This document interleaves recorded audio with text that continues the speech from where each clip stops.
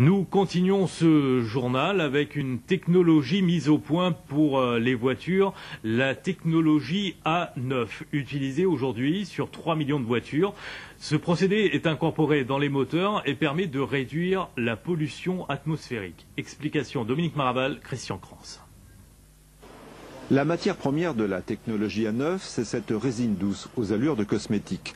Une résine qui est introduite dans le moteur avec un liant sans solvant va créer un film protecteur sur les pièces métalliques.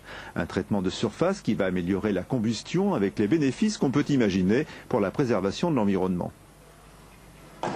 Le fait de libérer la segmentation dans un moteur, la segmentation est donc le cœur d'un moteur, va permettre une explosion et une combustion totale de ce que nous avons dans les chambres à combustion, ce qui va engendrer inévitablement une réduction de 75% de la pollution au ralenti et une diminution de 20 à 30% en ville, ainsi qu'une diminution de 40% des fumées à l'accélération pour les diesels. Pour les carburants.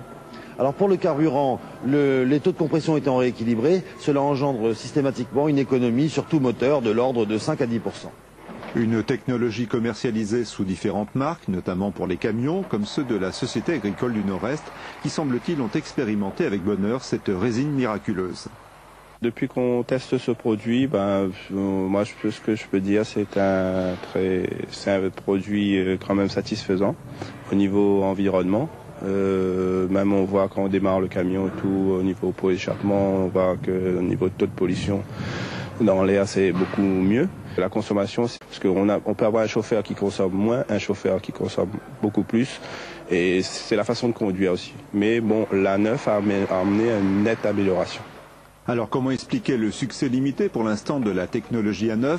Eh bien pour les tenants de cette technologie, il semblerait que cette dernière contrarie certains lobbies comme celui des fabricants d'huile moteur. Bref, une affaire à suivre.